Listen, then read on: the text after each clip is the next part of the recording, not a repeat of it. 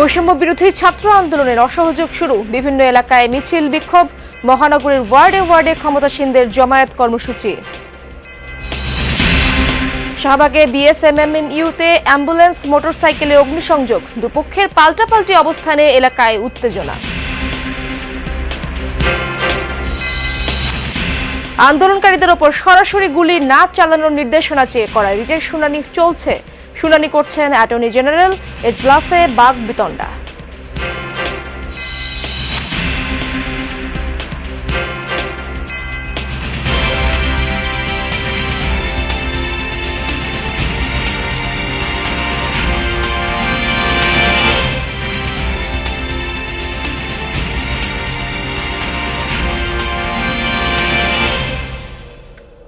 আমন্ত্রণ যমুনা নিউজে আপনাদের সঙ্গে আছি আমি ইশরাত জাহান। এতক্ষণ শিরোনাম দেখছিলেন।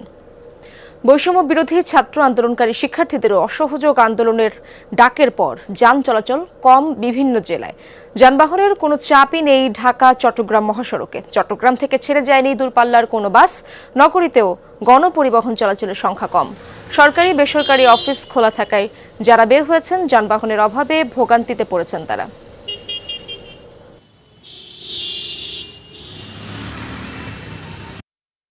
কাজের জিনিস লাগবে, কাজের জিনিস না হলে তো কাজ করতে পারবো না, এই জন্য বেরিয়েছে বাটালি রোড। এখন গাড়ি ঘোড়া কম, কিছু করার নাই। তো দেশের একটা এরকম পরিস্থিতি, এই অবস্থায় আসলে বাইরে যাওয়াটাও একটু রিস্ক। সামনে যে কি হবে আমরা দিন আনি দিন খাই, আমাদের অবস্থা খুবই খারাপ। দূরপাল্লার বাস চলাচল বন্ধ উত্তরাঞ্চলের বিভিন্ন জেলায়। রংপুর থেকে আন্তজেলা ও অভ্যন্তরীণ রুটে বাস ছাড়েনি, খোলেনি টিকিট কাউন্টারগুলো। নগরীতে কিছু রিকশা, মোটরসাইকেল এবং খাদ্য ও ওষুধের পরিবহন ছাড়া চলছে না কোনো গাড়ি। বিভাগের 8 জেলায় সকাল 6টা থেকে রাত 10টা পর্যন্ত কারফিউ শিথিলের ঘোষণা দিয়েছে বিভাগীয় কমিশনার। ঢাকার আশপাশের জেলাগুলোরও একই চিত্র। রাজবাড়ীতে ভোর থেকে ছেড়ে যায়নি দূরপাল্লার বাস, তবে অভ্যন্তরীণ রুটে কিছু যানবাহন চলাচল করতে দেখা গেছে। এদিকে যাত্রীবাহী বাস চলাচল বন্ধ থাকায় ভোগান্তিতে পড়েছেন যাত্রীরা। জেলা সড়ক পরিবহন বাস মালিক সমিতির কার্যালয়ে সকাল 8টা পর্যন্ত খোলা হয়নি কোনো টিকিট কাউন্টার।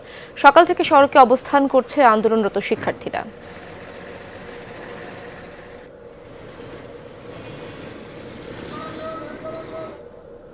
সকালে শাহবাগ মোড়ে অবস্থান নিয়েছে একটি পক্ষ। এর আগে বঙ্গবন্ধু শেখ মুজিব মেডিকেল বিশ্ববিদ্যালয় বিএসএমএমইউর ভেতরে অবস্থান নেয় আরেকটি দল।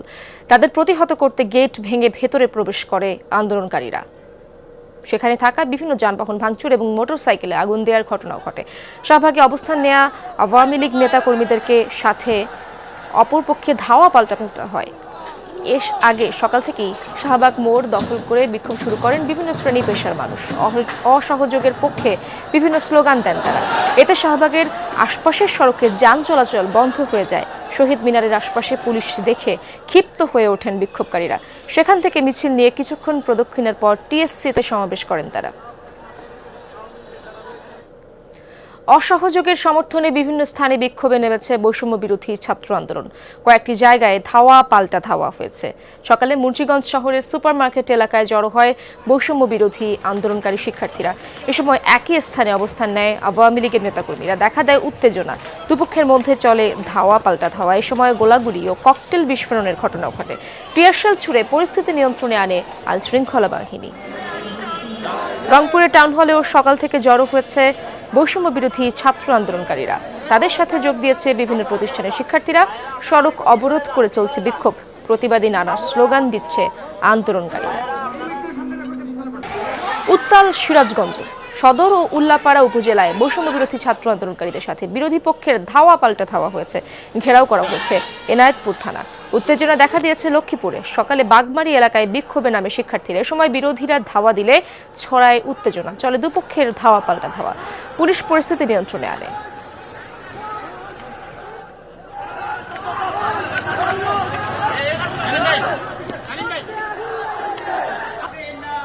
সাভারে ঢাকা আরিচা মহাসড়ক অবরোধ করে রেখেছে জাহাঙ্গীরনগর বিশ্ববিদ্যালয়ের শিক্ষার্থীরা। দেয়া হচ্ছে প্রতিবাদী নানা স্লোগান। বন্ধ রয়েছে যানবাহন চলাচল। ভাঙচুর করা হয়েছে সদর আসনের সাবেক এমপি হাবিবে বিল্লাত মুন্নার বাসভবন।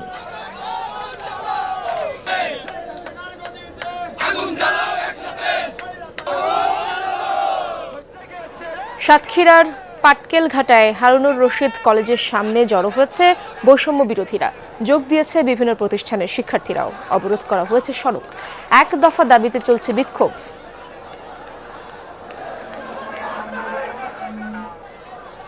সংঘর্ষ হয়েছে চাঁদপুরে। সকালে বাসস্ট্যান্ড এলাকায় জড়ো হয় শিক্ষার্থীরা। তাদের সাথে বিরোধীদের ধাওয়া পাল্টা ধাওয়া হয়েছে। পরিস্থিতি নিয়ন্ত্রণের চেষ্টা করছে পুলিশ।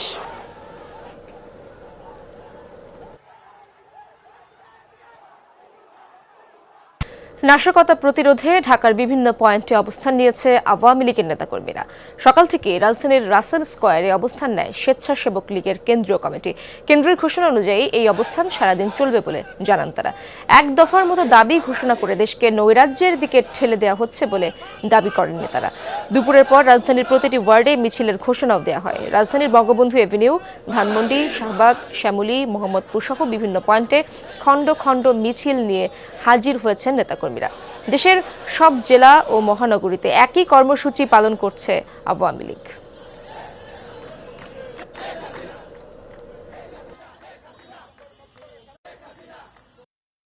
আপনি যদি ফুটেজ দেখেন, চেক করেন, আপনি তাহলে দেখবেন যে দুই একটা হয়তো পুলিশের সামনের সাথে তাদের সংঘর্ষ হচ্ছে, তখন হয়তো পুলিশ কিছু উদ্যোগ নিয়েছে।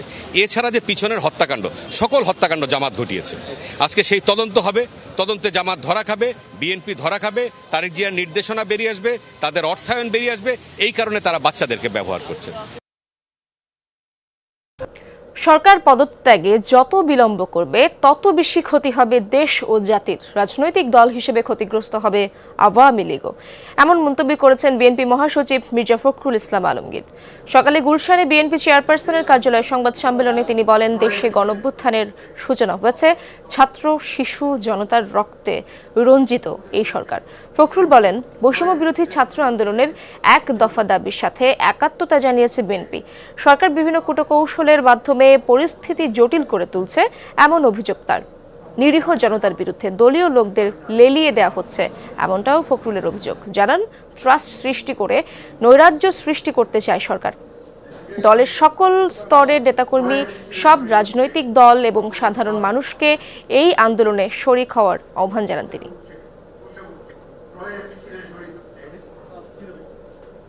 কোটা ব্যবস্থায় যৌক্তিক সংস্কারের আন্দোলনকে নির্মম নিষ্ঠুরভাবে দমন করতে গিয়ে শত শত তাজা প্রাণে রক্ত ঝরিয়েছে, শত শত মায়ের বুক খালি করেছে, শত সন্তানরা পিতাকে হারিয়েছে, এমনকি 4 বছরের শিশু রেহাই পায়নি।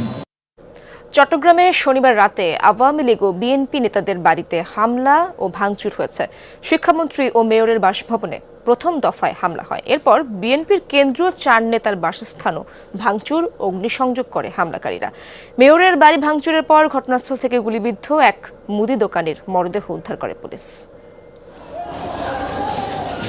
ঘটনার শুরু শনিবার সন্ধ্যায় চট্টগ্রাম নগরীর 16 শহর চশমা হিলে প্রথমে হামলা হয় শিক্ষামন্ত্রী মহিবুল হাসান চৌধুরীর বাসভবনে। বাড়ির ভেতর বাহির ছাড়াও ভাঙচুর করা হয় 2টি গাড়ি, একটিতে দেয়া হয় আগুন।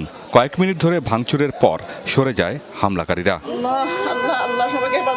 এ ঘটনার কিছুক্ষণ পর হামলা হয় বহদ্দারহাটে সিটি মেয়র রেজাউল করিম চৌধুরীর বাড়িতে। সেখানেও ভাঙচুর চালায় দুর্বৃত্তরা। এ সময় ঘটনাস্থল থেকে গুলিবিদ্ধ একজনের মরদেহ উদ্ধার হয়। এই 2 ঘটনার কিছু সময় যেতে না যেতেই হামলা হয় বিএনপির স্থায়ী কমিটির সদস্য আমির খসরু মাহমুদ চৌধুরীর মেহেদীবাগের বাড়িতে। সেখানেও ভাঙচুরের পর অগ্নিসংযোগ করা হয়। এর আগে ওয়ার্ড সিমেট্রি এলাকায় নগর বিএনপির সাবেক সভাপতি ডক্টর শাহাদাত হোসেন, পাঁচলাইশে নগর বিএনপির আহ্বায়ক এরশাদুল্লাহ ও চট্টেশ্বরী এলাকায় কেন্দ্রীয় নেতা মীর নাসির উদ্দিনের বাসায় হামলা চালানো হয়। এ সময় নেতারা কেউ বাড়িতে ছিলেন না। আমিন বাবু, যমুনা নিউজ। আন্দোলনের সময় সরাসরি গুলি না করার নির্দেশনা চেয়ে করার রিট খারিজ করেছেন হাইকোর্ট। পরে পর্যবেক্ষণে হাইকোর্ট বলেন, সব নাগরিকের শান্তিপূর্ণ সভা সমাবেশে অংশগ্রহণের অধিকার রয়েছে। পুলিশকে আইনের নির্দেশনা মানতে হবে বলেও উল্লেখ করেন হাইকোর্ট। এদিকে কোটা সংস্কার আন্দোলন চলাকালে 9 শিশুর মৃত্যুর ঘটনায় করা রিট শুনতে অপারগতা প্রকাশ করেছেন হাইকোর্টের একটি দ্বৈত বেঞ্চ। সকালে রিটটি বিচারপতি মোস্তফা জামান ইসলাম ও বিচারপতি SM মাসুদ হোসাইন দোলনের বেঞ্চে উপস্থাপন করা হয়। জ্যেষ্ঠ বিচারপতি বলেন, রাজনৈতিক ইস্যু রাজপথে সমাধান হওয়ার উচিত। এরপর শুরু হয় বিক্ষোভকারীদের লক্ষ্য করে পুলিশের সরাসরি গুলি বন্ধে রিটের শুনানি। শুরুতেই অ্যাটর্নি জেনারেল বলেন, রিট করার নেপথ্যে অসৎ উদ্দেশ্য রয়েছে, কেননা তারা দেশকে অরাজকতার দিকে ঠেলে দিতে চায়। পুলিশকে হত্যা করে ঝুলিয়ে রাখা হলেও রিটকারীরা কোনো নিন্দা জানায়নি। এ সময় রিটকারীর আইনজীবীরা জানান তারা সব মৃত্যুর নিন্দা জানিয়েছেন। এ সময় আওয়ামী লীগের সমর্থিত আইনজীবীরা হইচই শুরু করেন। সে সময় অ্যাটর্নি জেনারেলকে উদ্দেশ্য করে বিচারপতি মোস্তফা জামান ইসলাম বলেন, আওয়ামী লীগের লোক শপথ নেয়ার পর আর দলের থাকে না।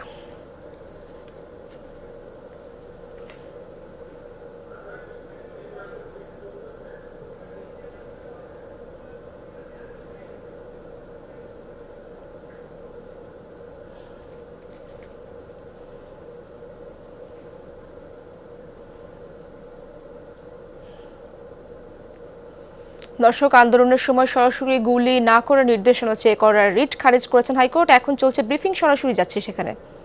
রিটপিটিশনটি ইন লেমিনি খারিজ করা সামারিলি রিজেক্ট করে দেওয়া হয়েছে এবং নট ইনফর্ম বলে এবং যথার্থভাবে রিটপিটিশনটি দায়ের করা হয় নাই বলে খারিজ করে দেওয়া হয়েছে।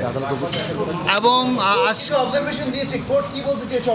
অবজারভেশন কোর্ট দিয়েছে যেগুলি আইন আছে আমাদের, যে কনস্টিটিউশনাল রাইট যেগুলি রয়েছে তাদেরকে বলা হয়েছে যে এটা আমাদের সংবিধানেই স্বীকৃত যে যাদের সমাবেশ করার অধিকার থাকবে, সমাবেশ করার অধিকার থেকে কাউকে বঞ্চিত করা যাবে না। আর পুলিশ যখন তার পাওয়ার এক্সারসাইজ করবে তখন সিআরপিসি এবং পিআরবিতে এবং সংবিধানে পুলিশকে যে পাওয়ার দেওয়া আছে সেই পাওয়ারটা পুলিশ এক্সারসাইজ করতে পারবে, বাট সংবিধান, আইন এবং বিধি সাপেক্ষে। এবং আমাদের সাবমিশন ছিল যে পুলিশ যে কাজগুলি করে যাচ্ছে এখন পরিস্থিতি সাপেক্ষে আইন এবং প্রসিডিউর মান্য করেই পুলিশ তার পাওয়ার এক্সারসাইজ করে যাচ্ছে এবং আদালত এই সংক্রান্ত একটি নির্দেশনা দিয়েছেন যে পুলিশ সব আইন কানুন মেনে তার পাওয়ার এক্সারসাইজ করতে পারবে, এই বলে রিট পিটিশনটি খারিজ করে দিয়েছে। আদালত একবার বলেছেন যে উদ্দেশ্য তাদের বদলে গিয়েছে, এই বিষয়টি রাজনৈতিক বিষয়টা। হ্যাঁ, রাজনৈতিক একটি বিষয় এখানে চলে আসছে। আপনারা জানেন যে এই আন্দোলনটি ছিল শুধুমাত্র কোটার আন্দোলন। এই কোটার আন্দোলনটি থেকে এই আন্দোলনটি ছিল অরাজনৈতিক আন্দোলন তাদের ভাষ্য মতে, কিন্তু গতকালকে এই আন্দোলনটি পূর্ণাঙ্গ রাজনৈতিক রূপ লাভ করেছে। এই আন্দোলনটি এখন এক দফার আন্দোলনে যেহেতু রূপান্তরিত হয়েছে এবং যে দুইজন রিট পিটিশনার তারা গতকালকে ফেসবুকে স্ট্যাটাস দিয়েছেন মাননীয় প্রধানমন্ত্রীকে বাংলা ছাড়ার জন্যে, এবং তারা এক দফার আন্দোলনে কালকে বক্তব্যও রেখেছেন। আপনাদের মিডিয়াতে এইগুলি আসছে, তারা চান যে এক দফার আন্দোলনে মাননীয় প্রধানমন্ত্রীর পদত্যাগ এবং তত্ত্বাবধায়ক সরকার বা কি একটা জাতীয় সরকার গঠন করার জন্য তারা প্রস্তাব দিয়েছেন। এবং সেই জাতীয় সরকারে একজন পিটিশনার তিনি বক্তব্য রেখেছেন যে তারাই সরকার কীরকম হবে সেটা ফর্ম করে দিবেন। এবং সেখানে আমাদের এখানে যে একজন আইনজীবী রয়েছেন ব্যারিস্টার সারা হোসেন, উনিও কিন্তু তাদের যে প্রপোজাল রয়েছে আমরা ফেসবুকে যেরকম পেয়েছি, উনিও সেই উপদেষ্টাদের একজন থাকবেন সেই সরকারের। সুতরাং এই সব মিলিয়ে এই রিট পিটিশনটি politically motivated, not in clean hand এবং পারপাসলি ডান। একটি রাজনৈতিক উদ্দেশ্য চরিতার্থ করার জন্য, একটি রাজনৈতিক উদ্দেশ্য হাসিল করার জন্য, আদালতকে ব্যবহার করার জন্য এই রিট পিটিশনটি দায়ের করা হয়েছিল। সুতরাং রিট পিটিশনটি পলিটিক্যালি মোটিভেটেড হিসাবে খারিজ করে দেওয়া হয়েছে। আন্দোলনের সময় সরাসরি গুলি না করার নির্দেশনা চেয়ে করার রিট খারিজ করেছেন হাইকোর্ট। এখন রিটকারী আইনজীবীরা কথা বলছেন, আমরা সরাসরি তাদের কথা শুনতে চাই। সেই ক্ষমতা নেই আদালতের আদেশ মানে, এটা বলছে সাংবিধানিক অধিকার। জি, আইনে বলা আছে প্রাণঘাতীর কথা, যখন যদি কোনো জায়গায় আগুন দেওয়া হয়, যদি কখনো তাকে তারা অ্যাটাক করে বা যদি কোনো ডাকাতি করে, সেই ক্ষেত্রে, এই সব ক্ষেত্রে, এবং সেটা যখন চলমান থাকবে সেই খাদে আমরা বারবার করে দেখিয়েছি যে বিভিন্ন যেসব স্থাপনাতে আগুনের কথা বলেছে সেখানে পুলিশ একটিও গুলি চালায়নি। গুলি চালিয়েছে যেখানে শান্তিপূর্ণভাবে মিছিল হচ্ছিল, যেখানে ছেলেরা সমাবেশ করছিল। এক দফা আন্দোলনের বিষয়, এটা রাজনৈতিক ব্যাপার, আদালতেরও কিছু করার নেই, আমরা ওই বিষয়ে কোনো কথা বলছি না। আমরা এখানেও নেই।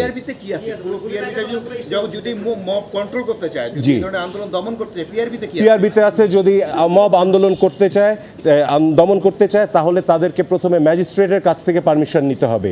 ম্যাজিস্ট্রেট যদি না পাওয়া যায় তাহলে সর্বোচ্চ যে ওখানকার যে সর্বোচ্চ পুলিশ অফিসার রয়েছেন পদমর্যাদার, তার কাছ থেকে পারমিশন নিতে হবে। সেটাও যদি না হয় তখন তাদেরকে মাইকিং করে বলতে হবে যে হ্যাঁ আমরা এখন গুলি বর্ষণ করছি। তারপরেও রয়েছে যদি গুলিবর্ষণও করতে হয় তাহলে এমনভাবে করবে যাতে সর্বনিম্ন ক্ষতি হয়, অর্থাৎ তাদেরকে ডাইরেক্ট তাক করে না। গতকালকের পেপার আপনারা দেখেছেন, তাহলে তাদেরকে কেন পুলিশ হতে হবে? কারণ চোখে টার্গেট করা হচ্ছে। আপনারা পেপারে দেখেছেন যে 178 জনের যে ডেড বডি পাওয়া গেছে তাদের বেশিরভাগই হচ্ছে মাথায়, চেস্টের উপরের অংশে। সো এইগুলোকে অবশ্যই তাদেরকে ফলো করতে হবে।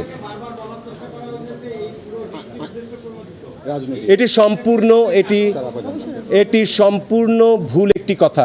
মানুষকে নিয়ে বাঁচানোর জন্য যদি কোনো পিটিশন করা হয় সেটা কখনো রাজনীতি হয় না। তারা আদালতে দেখিয়েছেন যে গত 2 দিন রিটকারী 2 জন প্রশাসনে ছিলেন এবং তারা ফেসবুকেও কিছু পোস্ট দিয়েছেন যে বাংলা ছাড়ো। জি, আমার যেটা মনে হলো যে যেটা অ্যাকচুয়ালি গোয়েন্দা কার্যক্রম সেটির আজকাল অ্যাটর্নি জেনারেল অফিস করা শুরু করেছে। যে কাজটি ডিজিএফআইআর বা সিআইডির করার কথা সেটি অ্যাটর্নি জেনারেল অফিস করছে। আর একজনের ব্যক্তি স্বাধীনতা রয়েছে, তিনি যে কোনো কিছুতে বিশ্বাস করে সেটা বলতে পারেন, রাইট? এখন কি আমাদের কি সেই রাইটও নাই যে আমরা আমাদের মানুষ নিজেদের কথা বলতে পারবো না?